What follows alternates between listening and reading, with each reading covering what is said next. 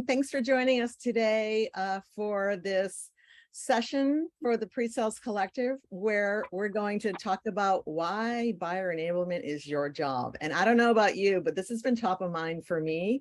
Having been in pre-sales for a long time, it seems to be coming up a lot lately. We're talking about buyers' journeys. So we're so excited today to have the panelists that we have to be able to talk about this topic.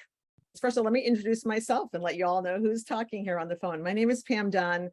I have been fortunate enough to have had a long and tenured pre-sales career, over 20 years, which is kind of crazy to say.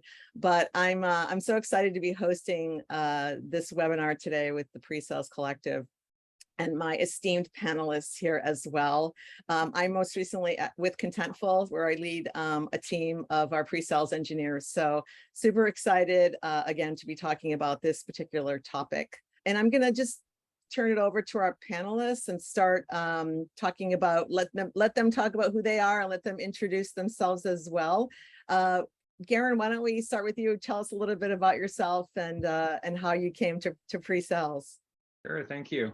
Well, I think the most relevant reason I'm here is a couple of years ago, I published a book called Selling is Hard, Buying is Harder. And it was the result of, I don't know, a lot of years of thinking and then about 2.5 years of research. And my role in pre-sales has been somewhat informal in my jobs. So I was a solution consultant in a couple of different companies and I didn't realize it. I was just the product expert that kept getting pulled onto calls. And then when they started getting pre-sales professionals, they asked me to train them. So that was my first introduction years ago to pre-sales. Anyway, also happen to be founder and CEO of Consensus, and Consensus is software that automates product demonstrations to help scale pre-sales. Awesome. Thanks for that, Garin. Julie, you want to go up next? We'll go in order here. Sure. So excited to be here. My name is Julie Moll, and I lead solution engineering globally for Elastic Path. And much like Pam, I've spent the majority of my career in pre-sales, mostly in the commerce or commerce adjacent space. And my route initially into solutions engineering was through consulting. So early in my career, I was working with a small software company on the e-commerce side and was leading implementations.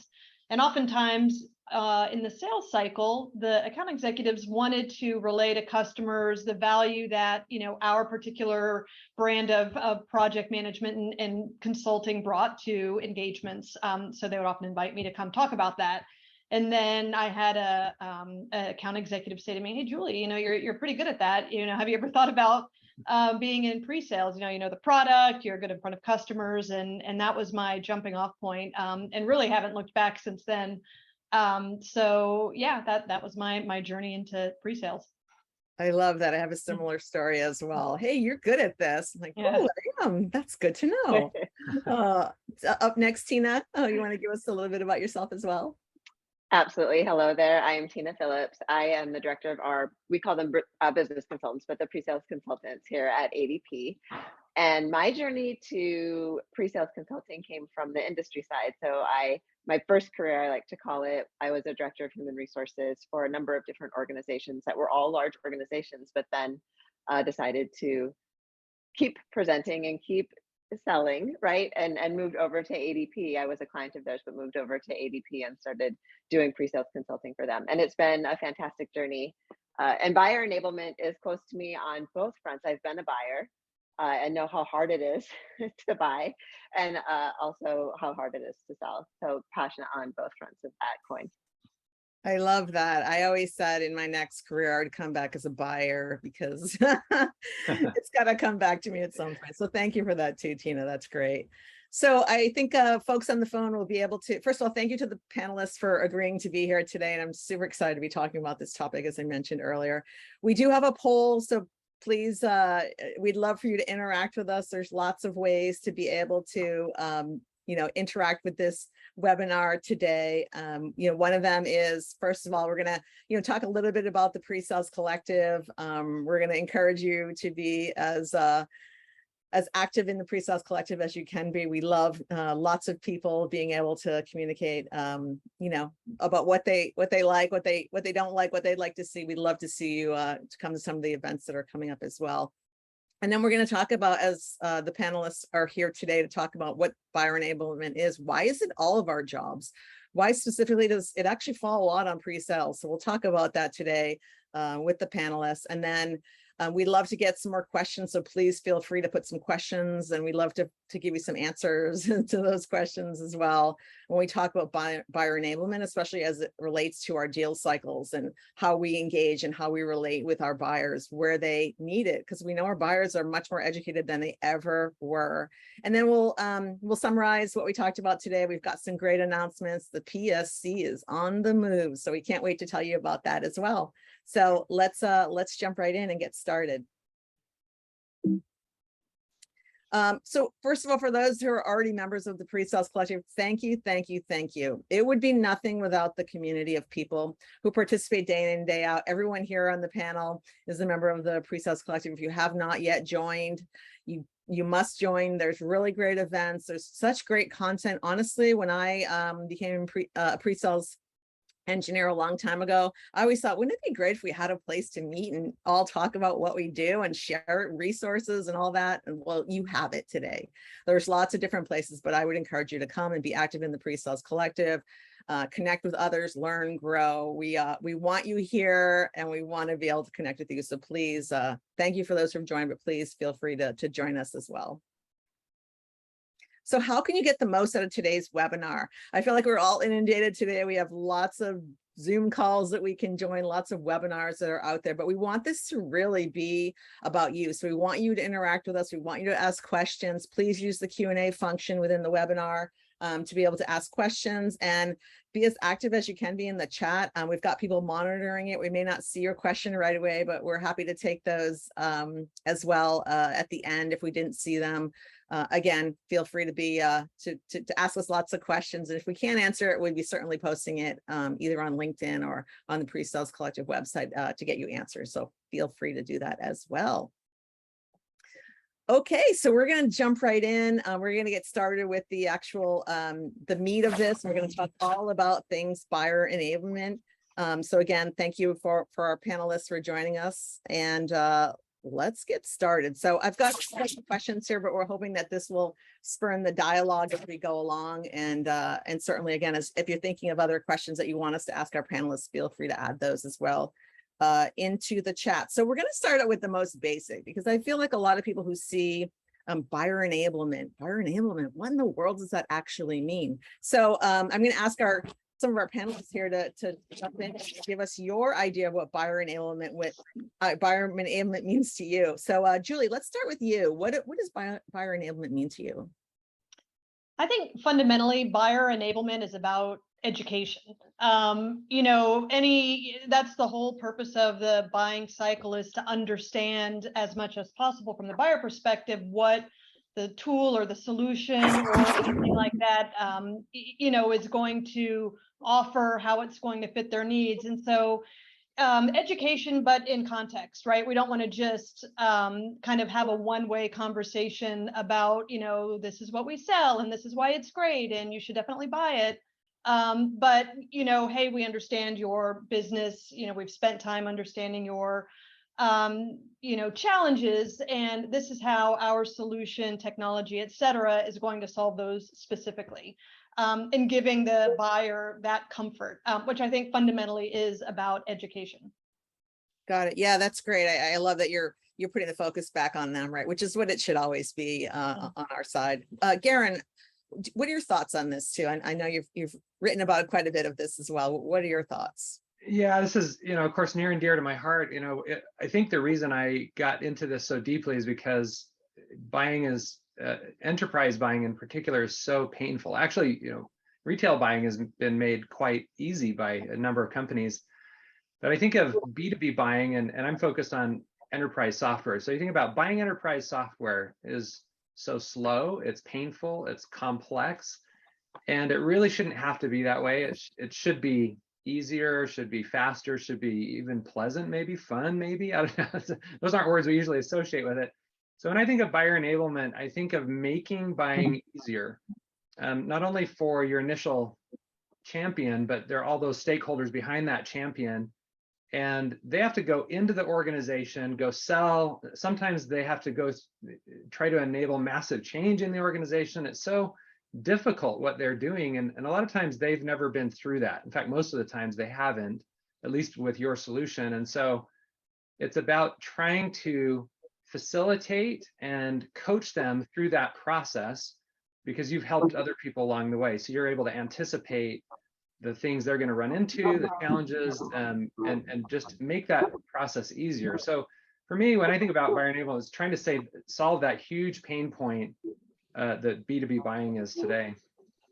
Yeah, that's so true. And I feel like you're right. And I think it's changing. I feel like for me, it feels like it's changing along the way as well as we focus more on the buyers. Do you think, as we look at buyer enablement at different stages of the sales cycle, does it change along the sales cycle? What are your thoughts on that? And I'm going to go back to you, Garin, because you answered the last question. So let's start with you. Do you think that's a thing that changes along the buyer's life cycle or the sales cycle?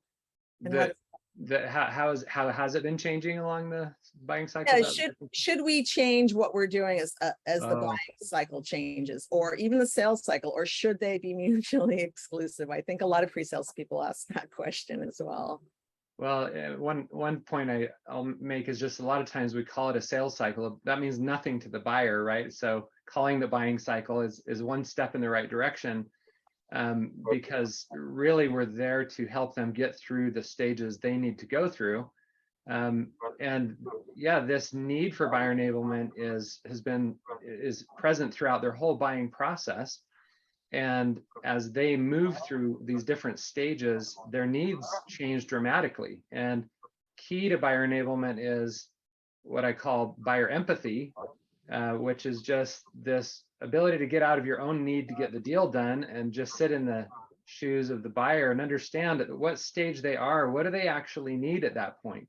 Julie's talking about education. What do they need to be educated on? What kind of tasks do they have to accomplish? What are their concerns or questions at that point? And then also I always bring up those other stakeholders, because that they complicate everything. And the more we understand where they are at, it's not only bringing the buyer through all those stages, but you got to bring 7 to 15, depending on what your industry is and things along with you. Yeah, that's very true. And that can always make it a challenge for those who are trying to get a little bit out of everyone. Tina, what are your thoughts on this? Do you approach it differently, or what do you think about?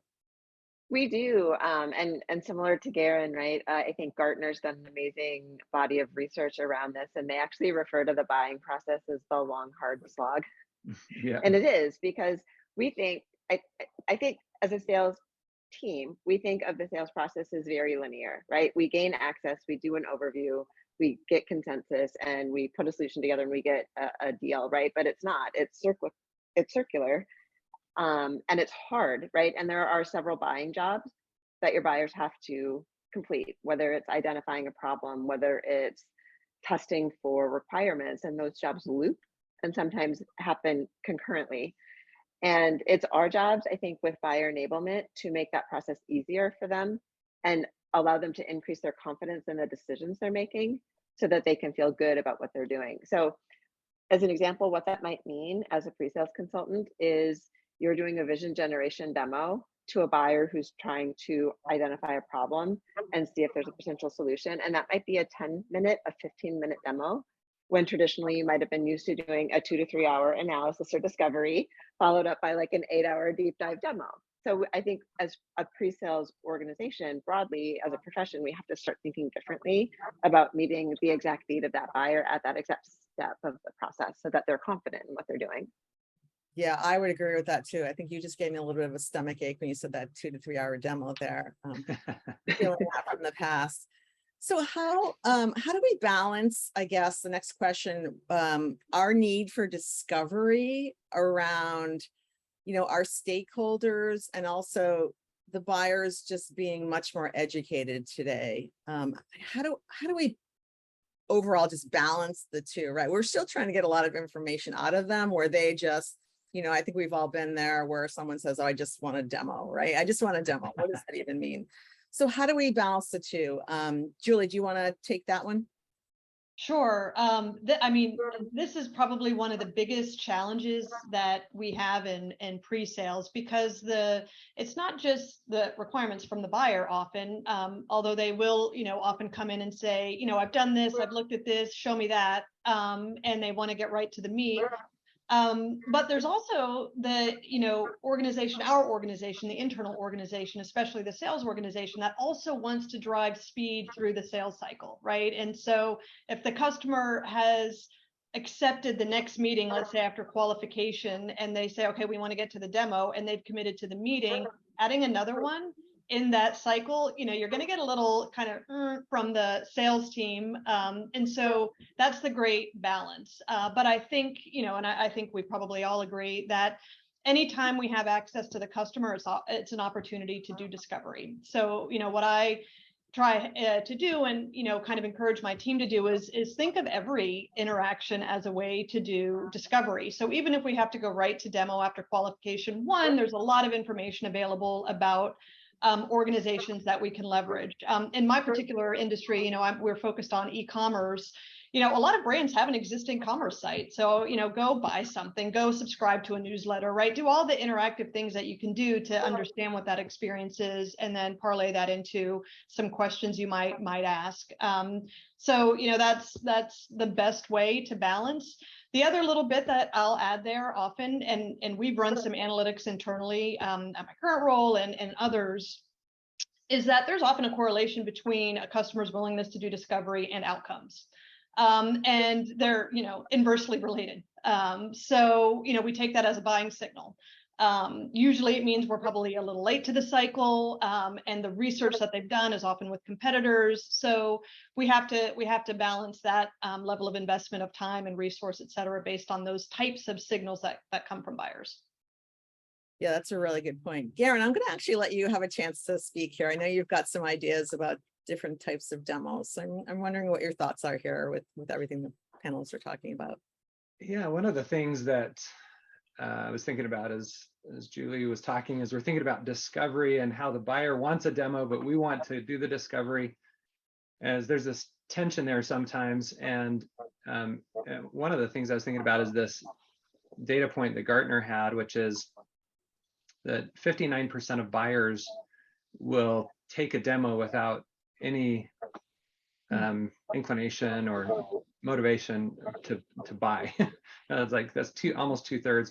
And this research kind of shows up in a different way in this sales engineering workload report study that we do every year. And the data shows that about 30%, on the median, 30% of demos are classified as unqualified or sort of wasted demos. And so, there's this need for both the discovery and qualification, which can be highly related. And one of the ways that we try to help resolve this both in our own company and that we educate our customers with is this concept of 6 demo types, and they correlate with the different stages of the buying process. And again, it goes back to this idea of understanding what does the buyer need at that point. And a lot of times we want to push back and say, hey, no, you don't need a demo right now. We want to do discovery. What you really need is discovery. And that may be very true, but the buyer has this feeling like they want that demo. And so I love the idea of being able to say, oh, yes, we'll give you the demo, but what kind of demo are we going to give you, right?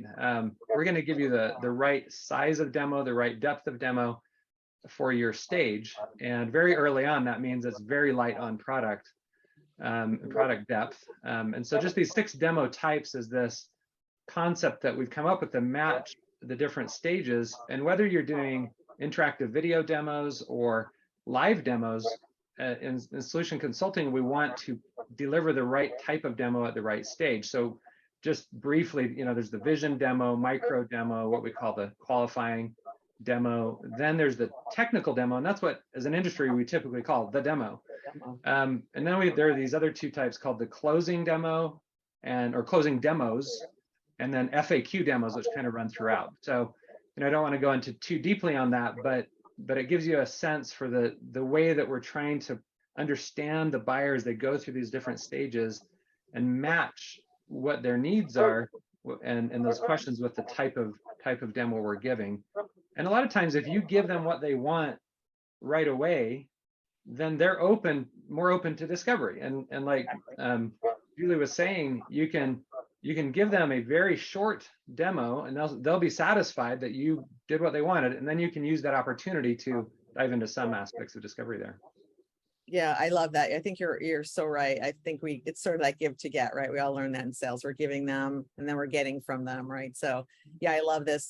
This is a great question. I think for me also top of mind. So thanks for that for all the panelists. Do you think the next question I want to ask is, do you think the buyer enablement belongs with pre-sales? Do you think pre-sales should own that part of the process? Or if not, how are they part of the overall process, and who else should be owning part of that process? What do you think? I think it's back. I'm going to ask you again, Garin, because you were last, but let me just throw that to you first. Oh, thank you. So my take on it is that pre-sales is uniquely situated to help the buyer the most. There's the most trust there. There's research that shows that buyers want more time with pre-sales and less time with sales. Which they get sort of just the opposite, right? They get a little time with pre-sales and more time with sales. And one of the interesting things I thought I'd bring up is that a couple of our customers that were heads of pre-sales in their organizations now were promoted to new titles of, say, global head of buyer enablement. And their whole team is changing their name from pre-sales or solution consulting to buyer enablement.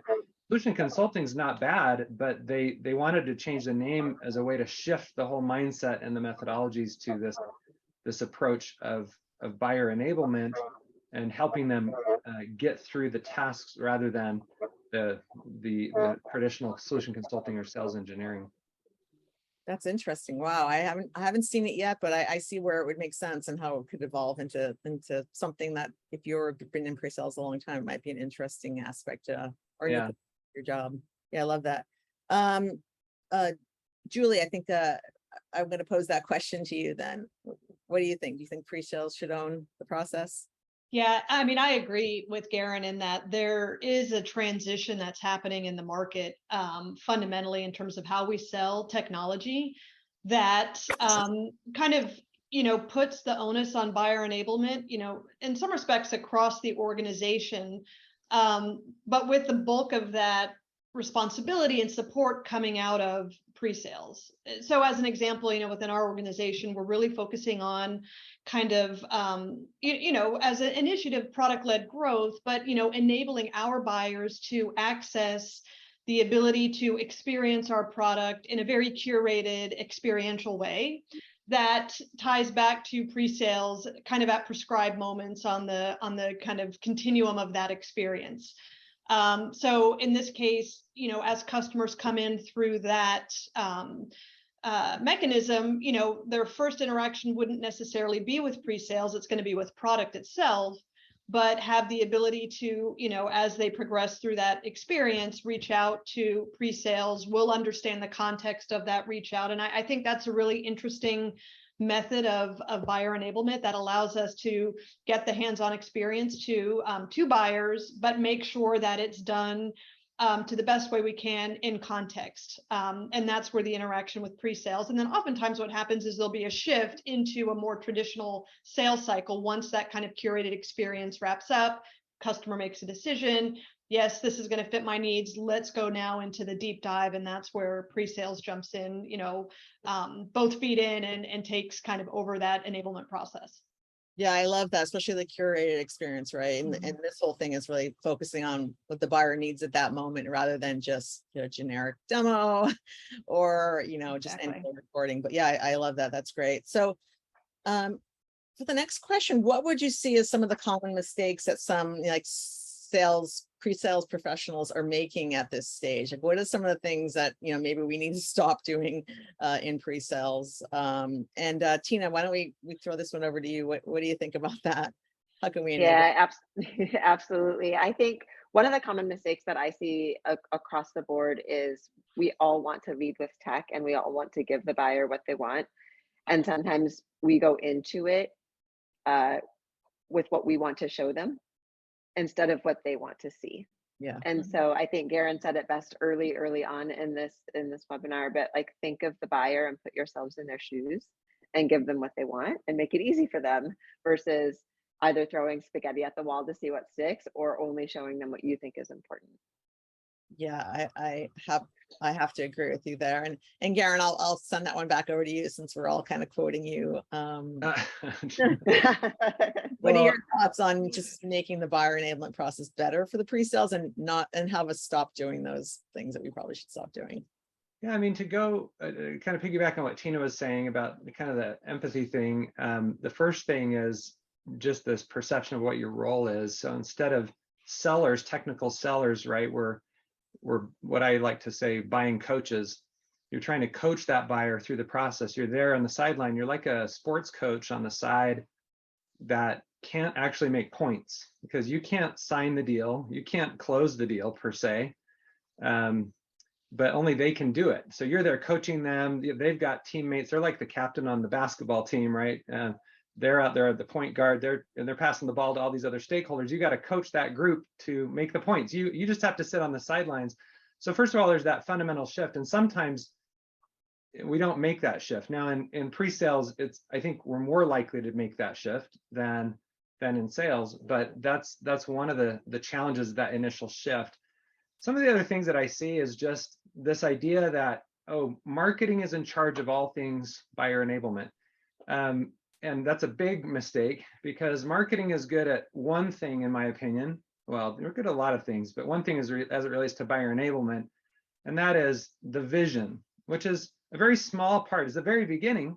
It's the very beginning of the whole process, and people engage with marketing. The buyers engage with marketing to catch that vision, and after that, the content really needs to come out of pre-sales, in my opinion.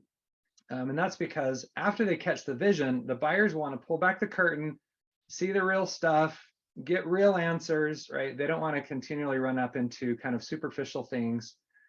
So I'll just run through a couple of other thoughts, but assuming it's a sales job, like the buyer enablement is just for sales, not pre-sales.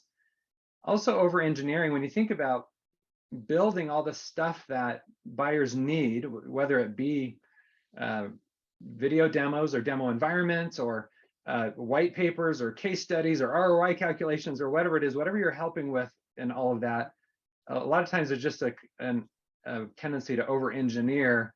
And somebody earlier said we need to curate, right? And the idea with helping buyers, I think, is most effective is to give them only what they need and nothing else at the stage they're at, because then they can move through that as quickly as possible, and what tasks they need to accomplish at that stage. So, and lastly, I guess the thing that sticks out a lot is just misunderstanding how many stakeholders need to get involved. So I mentioned that the 2022 Sales Engineering Compensation and Workload Report, one of the questions that we asked the 1,000+ people that were surveyed was about how many stakeholders get involved in the deal. And we asked sales people as well as the solution consultants. And it was fascinating to see that the solution consultants reported about half the number that the salespeople reported.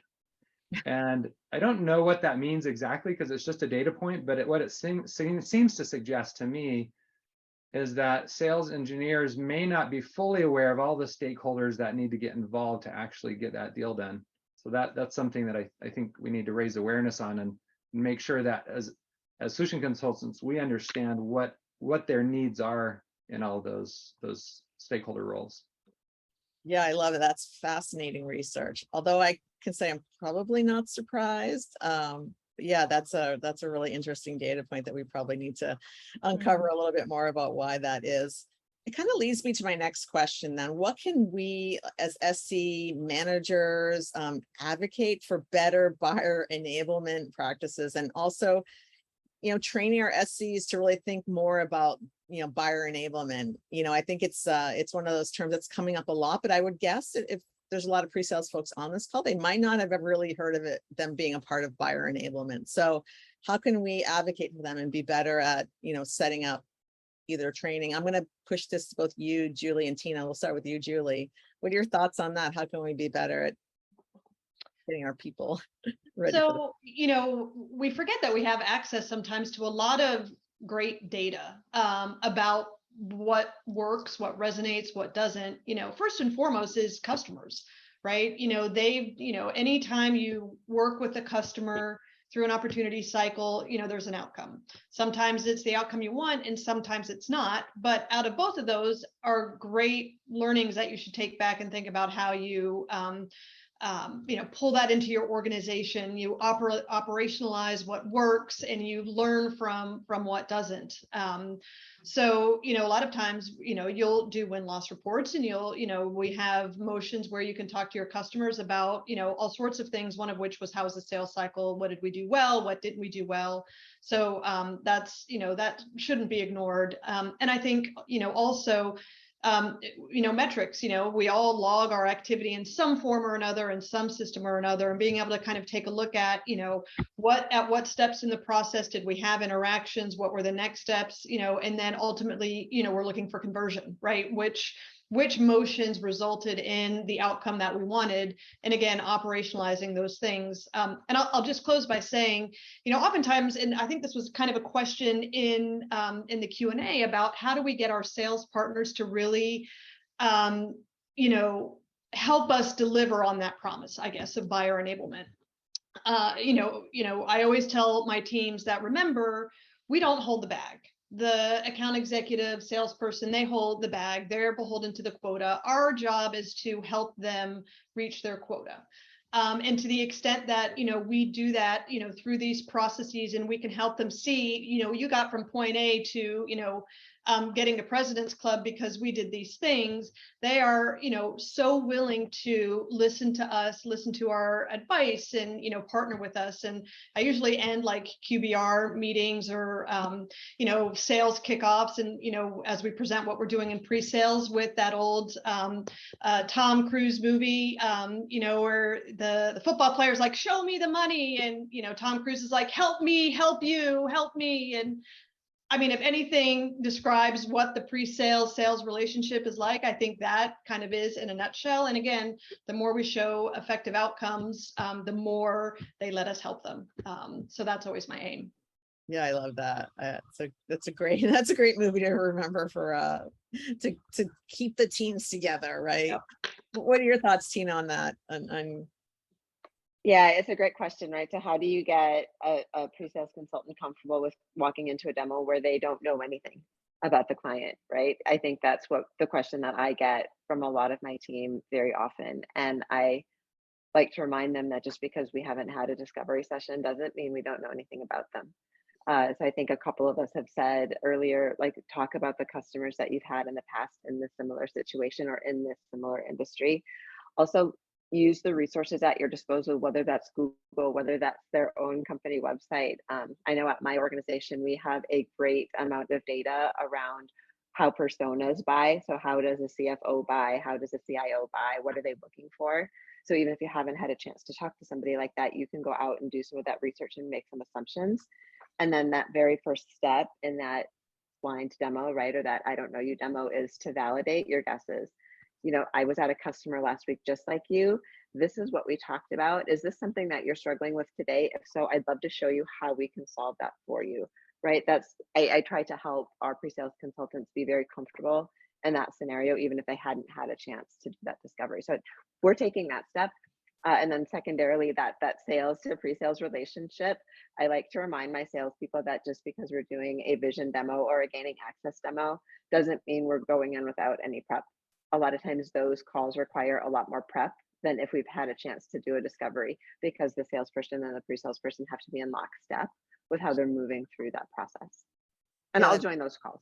That makes sense too.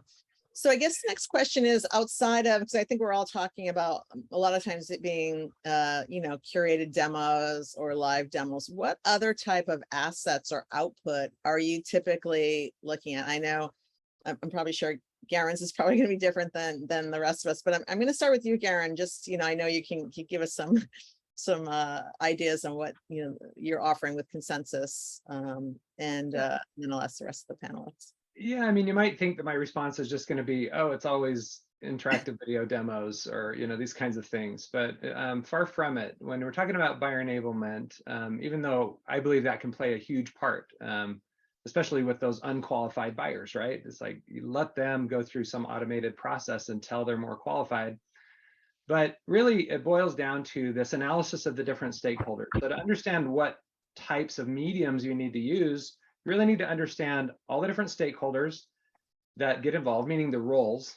And like Tina was saying, what are their main questions? What are their concerns? If the CFO is one of them, for example, then what you already know, your organization collectively, has the tribal knowledge to know that CFO is going to have this concern, this objection, these 5 questions, most of the time. So the buyer should never walk into that meeting blind. You should equip that buyer with that information, as well as your own team. Sure. But a lot of times you don't get to talk to the CFO. It's just the buyer or somebody in there that gets to do that.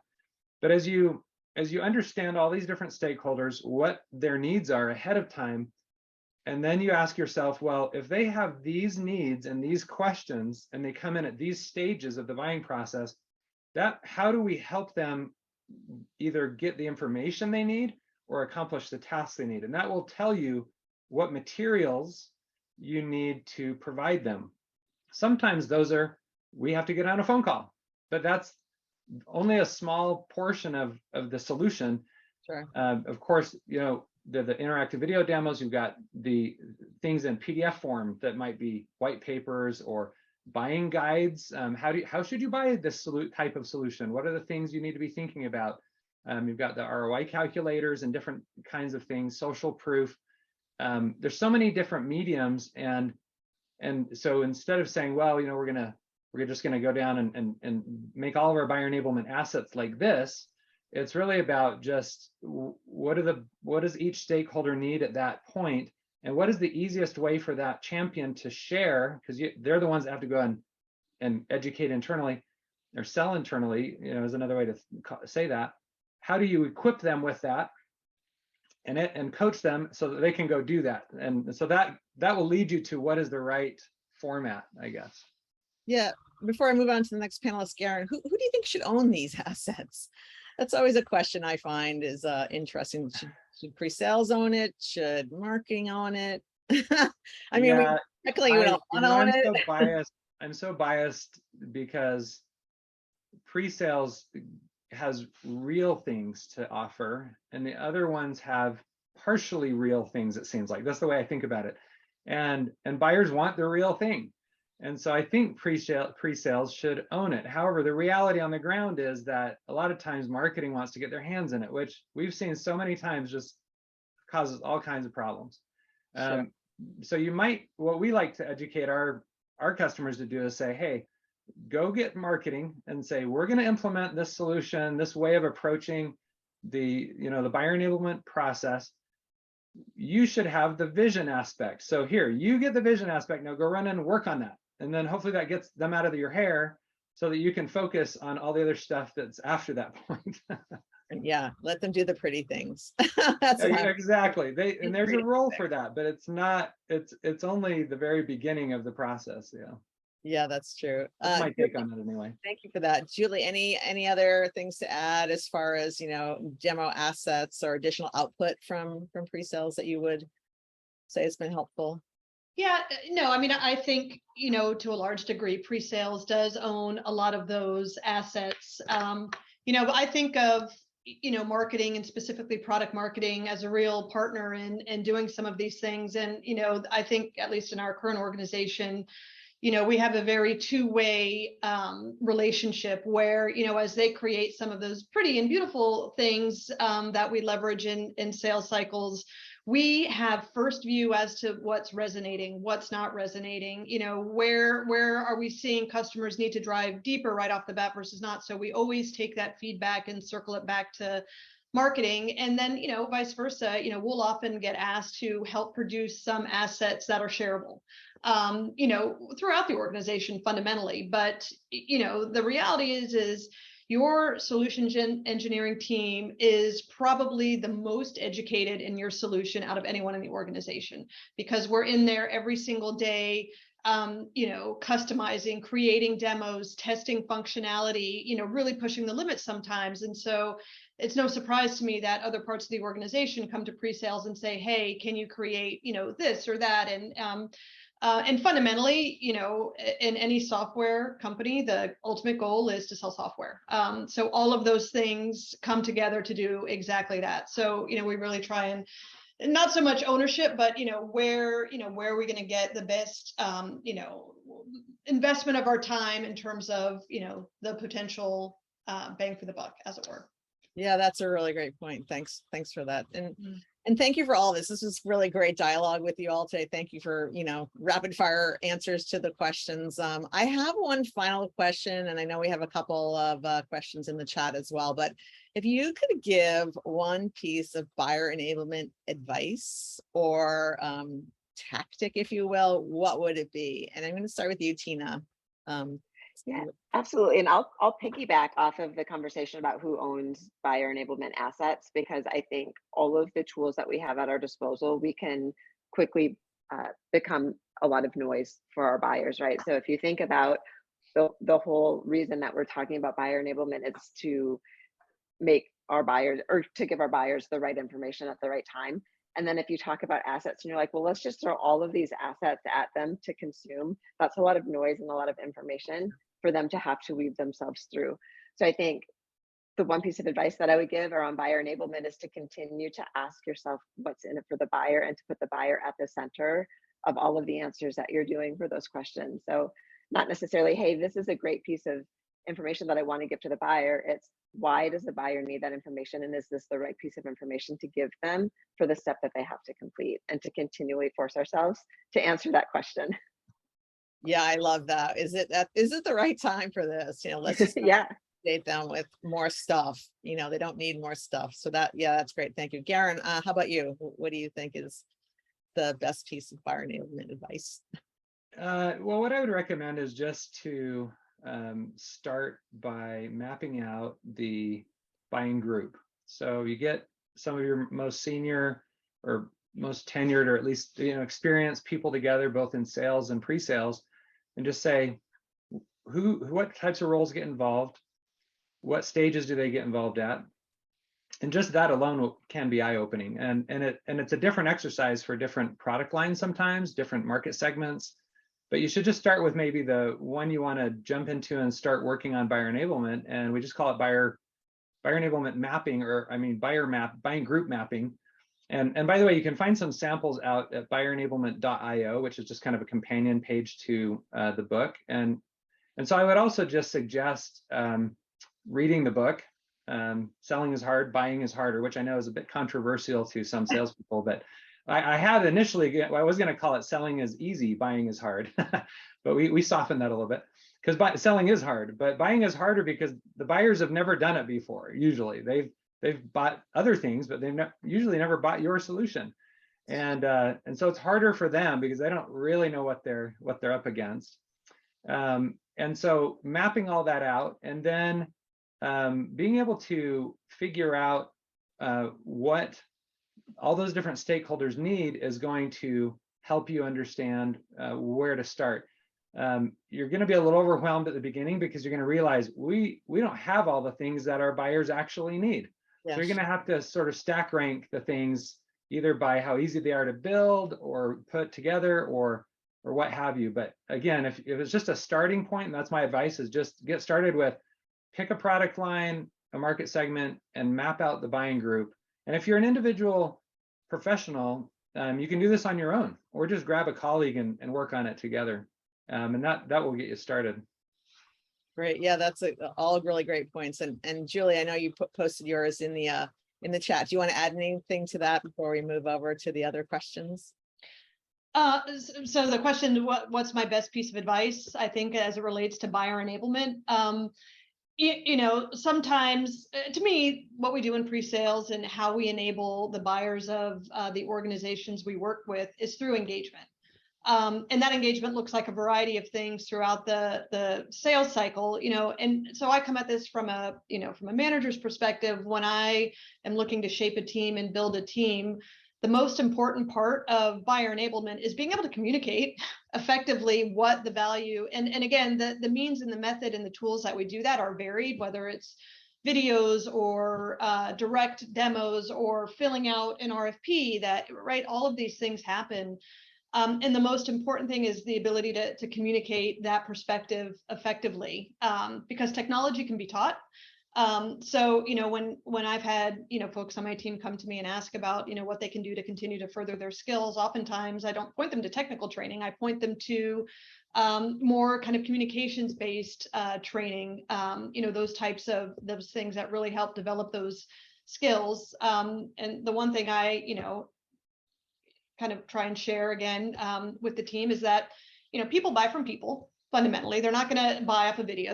People buy from people. And so to the extent that you generate the excitement around the solution that you're selling, I mean, that to me is the epitome of buyer enablement.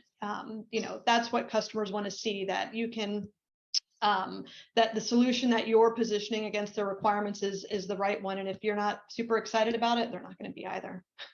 I love that. That's so true. It really comes down to, they're as Garin said, they haven't bought your product before. They want to they want to know that you're excited about the product, and also that you're excited to learn about them. So I think that's super important to be able to have that communication with the buyer. And also, I think you all mentioned it, meet the buyer where they're at, and that's going to change all the time. And I love all of what we talked about today. Honestly, this was super helpful, and it made me think of so many other things I could ask you all for hours on end, but we're not going to do that today.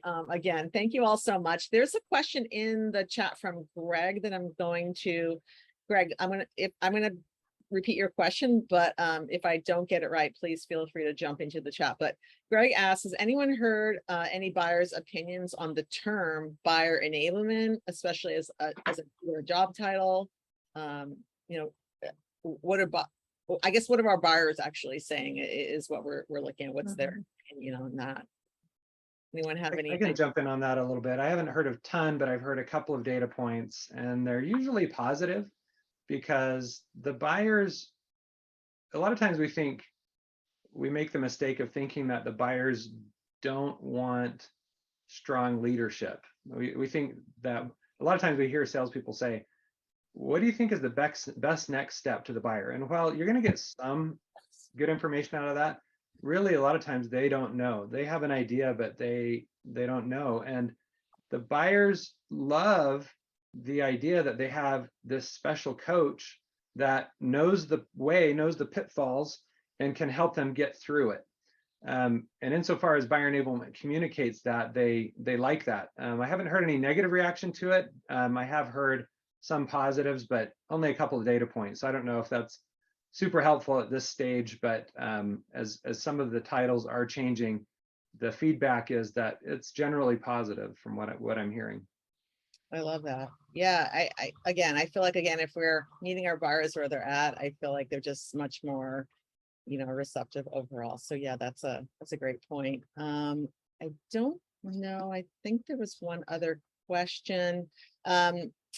How to manage stakeholders with goals that do not align with the seller's goals. This is probably a longer answer to this question, but if anyone has anything they want to add to that, well, I mean, I tried to answer that in the chat a little bit, so I don't necessarily want to be repetitive. The other, to me, I'll just bottom line it and say that we always have to listen. Our customers want to be heard. So even if what we're hearing doesn't seem like it aligns to us, it's our duty to listen and figure out, what the appropriate response, and, whether it's a next step or, it's our duty to listen. Oftentimes we might hear something in that discourse that leads us to pivot a little bit and might highlight another opportunity. But, sometimes the outcome is, well, maybe this isn't a very qualified opportunity, but again, it's always our duty to listen and allow our customers to be heard. Yeah, I love that. And I love, it kind of goes back to what Tina said, I think in the beginning, when we were talking about these loops, right? It's really, we're not saying the same thing over and over again. We're not presenting the same thing to our buyers over and over. And every time a new stakeholder comes into this process, we have to be thinking that, that's a new loop, right? That's something new. It's more discussion and discovery. So yeah. If I could jump in on that question real quick. There is a helpful use of technology here where, for example, when somebody goes through an automated demo, it asks the different roles. First of all, what's your role? When you go in, it branches you to a certain location, and then it asks questions about what's driving their interest for that particular role. And so a lot of times, if you send that demo out ahead of the call, then you're able to get into a call and understand the needs of the different stakeholders before you ever even get in the conversation. And it gives you some intelligence ahead of time, so that you can better prepare to handle the different needs of the stakeholders when they're all there. And if one of them is conflicting with what your goals are, then you're better equipped to deal with that. Yeah, that's a really good point. I love that you are highlighting that as well. I mean, all these are really, really great points. So again, I just want to jump back in. I know we're running short on time, and I do have some sponsors to thank here. And Garin was so wonderful to be here with us today. And not only Garin and his amazing team at Consensus, but we also want to thank our other sponsor, Avnio. Avnio, for those who have not had the pleasure of working with it, because we know in the pre-sales side, RFPs are a necessary evil and we're never going to get away from them. And they are built on the Salesforce.com platform. They are essentially a proposal-based system that allows you to utilize all of the great assets that you already have in Salesforce. I would, recommend everyone check them out. They definitely have a really great platform to allow you to manage some of those typical tasks that are way harder if you don't have a system like Avnio. So again, check them out.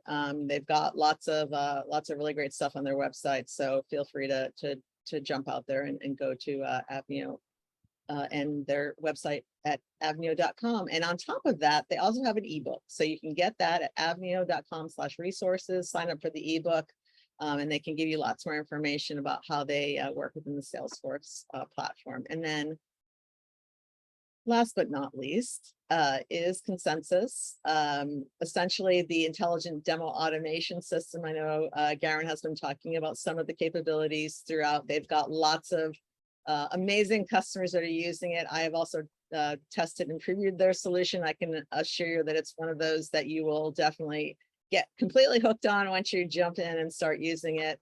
Again, just being able to provide that level of interactive, not only just interactive videos, but then also allow your stakeholders and your buyers to participate in the process. I find that, definitely it's more engaging when you get exactly what you want, when you want it. And sometimes you don't want to listen to a pre-sales person give you a live demo. So again, check them out. Garin also put a link to his book in the chat. I absolutely recommend that you put that on your reading list as well. Certainly it's a resource for anyone that wants to get really serious in pre-sales and talk much more about the buyer enablement as well. So we just want to, in the chat, if you want to answer it today, feel free to reach out to us as well. How did we do today? We've got a poll out there. We want to bring you lots of additional content. We have tons of events coming up, but we always want to make sure that we're giving you exactly what you need. We know your time is super valuable. Again, we want to make sure we're giving you exactly what you need. So let us know how we did today in the poll that you're seeing popping up on your screen. And then we've got lots of things coming up for Pre-Sales Collective. We've got a book club. I think the last one here is, I believe it's Stolen Focus. We've got some great folks. If you have not yet joined the community on Slack, I would highly recommend it. It's very active. There's lots of channels. You can find all kinds of resources there. And there's if you go to the presalescollective.com, it'll tell you how to join the Slack group.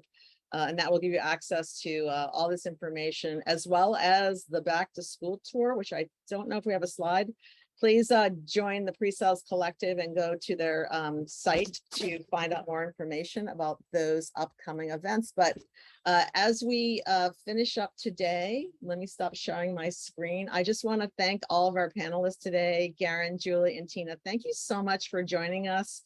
This was actually for me super great timing, and I really enjoyed the conversation. So I hope folks did as well. Again, thank you so much for joining us today. Thank you. Thank you so much. Thank you. pleasure. Thank you so much. Yeah, thanks everyone. And feel free to send us information, send us questions if you had more information. We would be happy to answer those for you. So thanks again.